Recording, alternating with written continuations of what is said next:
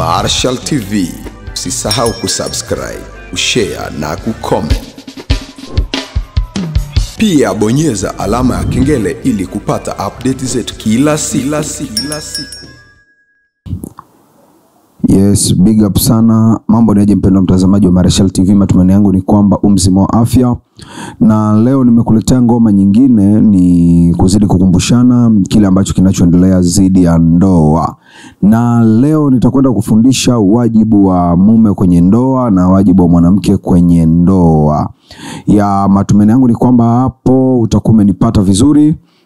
Lakini pia usisahau kusubscribe, kushare na kudondosha comment yako hapo. Mimi ni ite Professor Justin. Ya moja kwa moja nijikite kwenye majukumu ya mume kindoa. Moja ni kumpenda mke na kumheshimu. Hilo ni jukumu la kwanza la mwanamume kwenye ndoa, ni kumpenda mke wake na kumheshimu. Nikimaanisha mwanaume anatakiwa kumpenda mke wake kwa moyo wote, kumheshimu, kumthamini na kuonyesha upendo kwa vitendo, sio kwa maneno tu. Ya hapo matumaini yangu ni kwamba utakuwa umenipata vizuri moja kwa moja kwenye Marshall TV. Na wajibu wa pili wa mwanamume ni kuongoza nyumba kwa hekima. Hii hapa vijana wenzetu wengi wanashindwa kuongoza nyumba zao kwa hekima. Ni namna gani sasa? Uongozi sio kutawala kwa ukali. Ina maana vijana wengi wanatumia ukali sana kwa ajili ya kuongoza ndoa zao, lakini ni kitu ambacho kinakwenda kuiathiri hiyo ndoa. Kwa uongozi sio utawala kwa ukali, ni kuwa kiongozi mwenye upendo, busara, uvumilivu na mfano bora katika tabia na maamuzi. Ina maana ni kipindi kile ambacho unaenda kuchukua maamuzi ya tatizo fulani ambayo imetokea kwenye ndoa, tumia busara. Ukiwa umekasirika basi usichukue maamuzi, tulia, muone mwenzio kama wa thamani, jisamini kama ulivyomsamini, ili ujue unachukua ni hatua gani kwa ajili ya kutatua mgogoro. Lakini pia namba 3 ni kujali mahitaji ya familia. Hapa sasa ndo kwenye kuwa ngoma draw ya kwenye ndoa. Ni wajibu wa mwanamume kuhakikisha mahitaji ya msingi kama chakula, malazi, mavazi na usalama yanapatikana. Hii haimaanishi kuwa mwanamke haruhusiwi kusaidia, ila mwanamume anabeba majukumu makuu. Nikimaanisha kwamba sisi wanaume tunashauriwa kabisa na tunalazimika kwenye majukumu yetu ni kuandaa mazingira ya chakula, malazi, yani nafasi ambao watu wanatakiwa kulala, na kuandaa pia mazingira mazuri ya mavazi kwa ajili ya ndoa yetu, ikiwemo na watoto au kabla hamjazaa. Hiyo inaweza ikakuwa kwa mke wako. Lakini pia namba 4 ni kumlinda mke na watoto endapo umeshabahatika kupata watoto. Unajua vitu vingine wazazi wengi au tuseme kwenye ndoa wanaume wengi wanasaulika sana kuwalinda wake zao au kuwalinda watoto zao. Na hii inaathiri zaidi sana watoto wetu, na ndio maana tamaduni tunakwenda kuziharibu. Lakini pia hii hapa kulinda mke na watoto, ulinzi hapa ni wa kimwili, kiakili na kihisia. Mwanamume anatakiwa kuwa ngome ya amani, sio chanzo cha hofu au mateso. Ina maana kwenye hali ya amani unatakiwa ulinde watoto wako kwenye hali ya amani, sio kuwaletea hofu katika maisha yao au kuathiri kimwili. Matumaini yangu ni kwamba utakuwa umenipata vizuri. Namba 5 ni mawasiliano mazuri na kusikiliza. Hapa sasa ndio ngoma. Watu wengi kwenye ndoa wanakosa kuwa na mawasiliano mazuri, lakini pia hawawezi kusikiliza. Ina maana anahitaji yeye asikilizwe tu na yeye asiweze kumsikiliza mtu mwingine. Mwanamume anapaswa kuzungumza kwa upendo, kusikiliza malalamiko na mawazo ya mke wake bila dharau au hasira. Ni pale unatakiwa umsikilize mkeo, lakini pia uweze kusikiliza ushauri wake ambao anakwenda kukupatia. Si kwamba ni kila kitu ambacho unatakiwa kubali au kila kitu unatakiwa dharau, lakini ni muhimu kwanza kusikiliza. Namba 6 tunasema uaminifu na uadilifu. Ndoa inategemea uaminifu zaidi sana kwenye 100%. mwanamume asipaswe kuchepuka, na hii hapa sasa ndo ngoma ndugu yangu. So hapa nikisema mwanamume hataki kuchepuka, unaanza kujiuliza maswali, wewe je? So naweza nikasema nimelitimiza hili.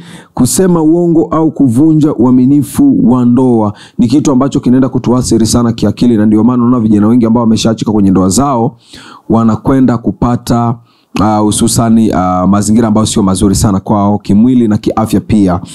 Namba 7 ni kushiriki majukumu ya kifamilia. So si kwamba kwa sababu umeoa, umeshiriki ndoa, umeshika kwenye ndoa ndo unaacha sasa majukumu ya kifamilia. Hapana, inatakiwa na upande wa pili ujue majukumu ya familia yako ikoje. Namba 8 ni kuongoza kiroho. Katika ndoa nzuri, mwanamume pia ni kiongozi wa kiroho, kuhimiza sala, maadili mazuri na kumkaribia Mungu kama familia. Inatakiwa uandae familia yako kumkaribia Mungu. Ukiwa wewe, inatokana na imani yako. Ikiwa ni Muislamu, unatakiwa uandae familia yako kwa kumkaribia Mungu wako kidini yako. Ikiwa ni Mkristo, ni hivyo hivyo. Lakini pia jukumu nitakaloliongelea la mwisho kwenye upande wa wanaume ni kwamba kuvumilia na kusamehe. Unajua kwenye ndoa ukijua kuvumilia na kumsamehe mwenza wako, basi ndoa hiyo itakwenda kudumu, kwa sababu ni taarifa zingi ambazo utakazozipata kutokea sehemu mbalimbali. Lakini ukiwa unavumilia na unajua kusamehe, basi na imani kwa ndoa yenu itakwenda kudumu.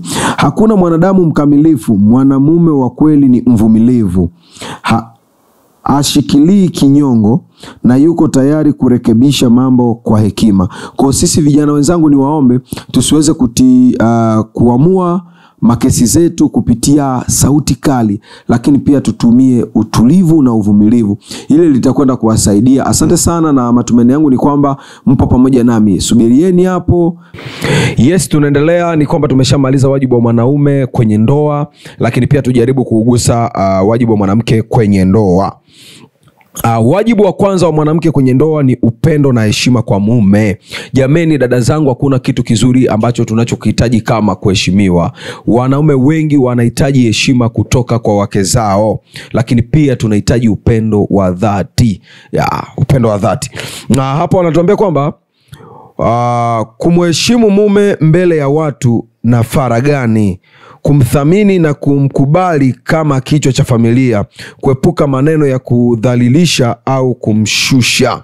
Ni kwamba unaweza ukamkuta mume wako yupo kwenye vikundi vya watu afu ukatumia lugha ambazo sizo za heshima. Hilo ni jambo ambalo tunashauriwa kweli tuliache kwa ajili ya kulinda ndoa zetu. Wanaume wengine unaweza ukawatumia lugha kama na hizo, na siku hiyo hiyo ukaambiwa haujaoa kwenu, rudi nyumbani kwenu. Hilo swala linawezekana.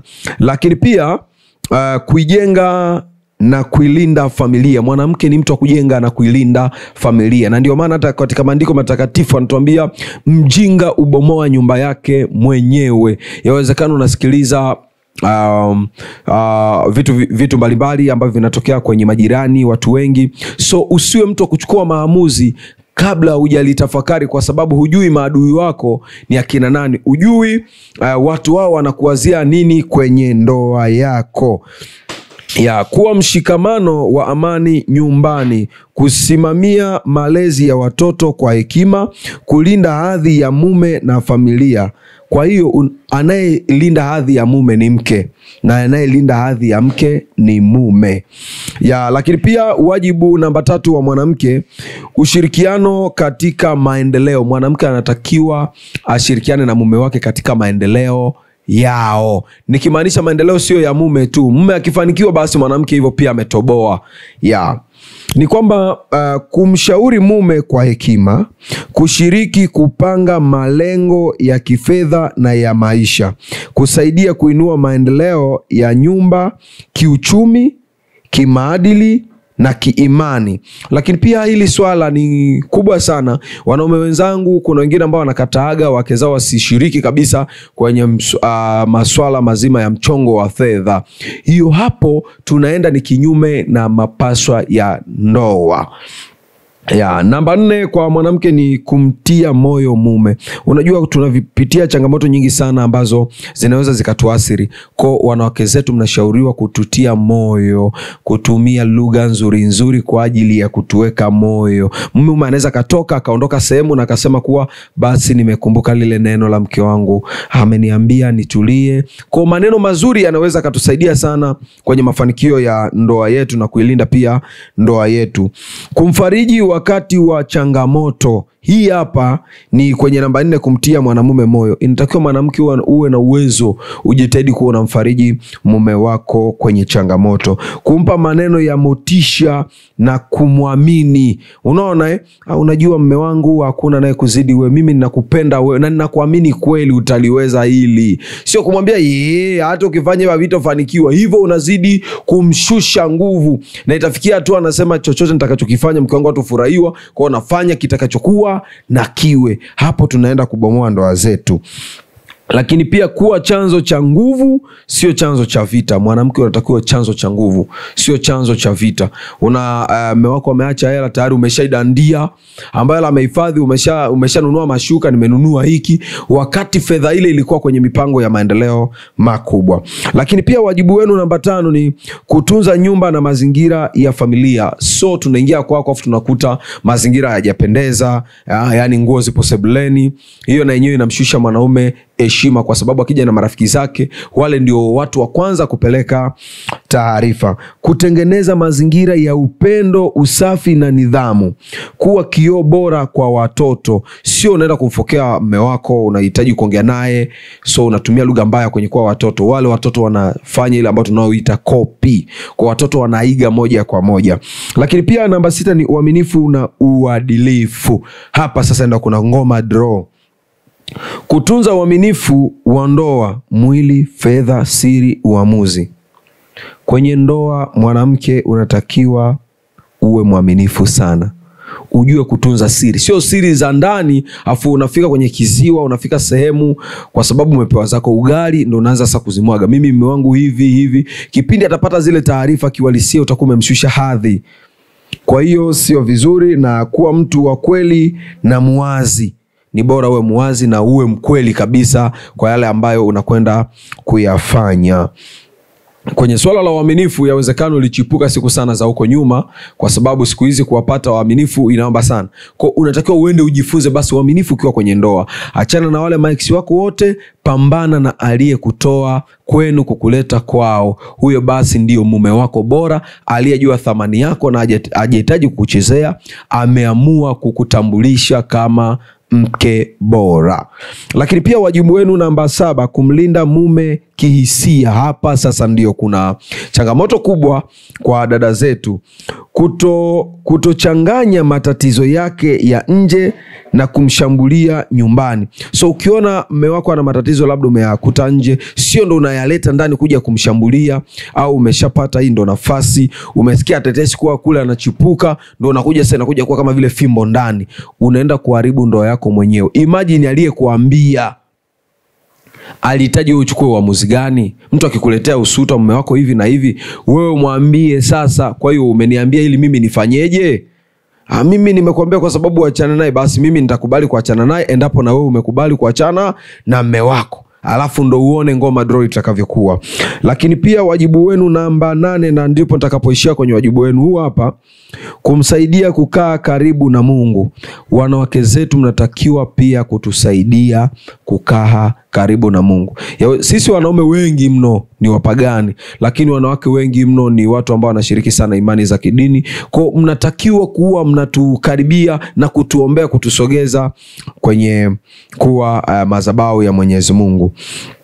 Kumwombea mume wako na kuombea pia familia yako na familia yake kwa ujumla. Kuweka misingi ya maadili ndani ya nyumba. Kwa mume anatakiwa, mke anatakiwa aweke maadili mema ndani ya nyumba. Kuishi maisha yenye mfano mwema kwa watoto. Kwa mnatakiwa muishi mfano mwema kwa ajili ya watoto. Hapa kuna note moja ambayo natakiwa niwaachie ndugu zangu watazamaji wa Marechal TV. Wajibu wa mwanamke hauko peke yake, unakwenda sambamba na wajibu wa mwanaume. Ndoa ni ushirikiano, sio utumishi wa upande mmoja. Si kwamba umeoa mke wako yeye kwamba ndo atakuwa mtumishi wako. Hamna. Ina maana ujue kile ambacho unachostahili kukifanya, basi naye ana wajibu wake kwako, na nimekwenda kutoa baadhi ya wajibu hapo ambazo tunatakiwa tutekeleze. Mimi naitwa Professor Justin. Kwa usisahau kusubscribe channel yangu hapa, lakini pia kudondosha comment yako, na labda kuna kitu ambacho tumekisahau basi unaweza ukakiweka kwenye comment. Lakini pia ukihitaji mafunzo zaidi kuhusiana na masuala ya ndoa, unaweza ukani contact WhatsApp 0769903335. Marshall TV, usisahau kusubscribe, kushare na kucomment. Pia bonyeza alama ya kengele ili kupata update zetu kila siku.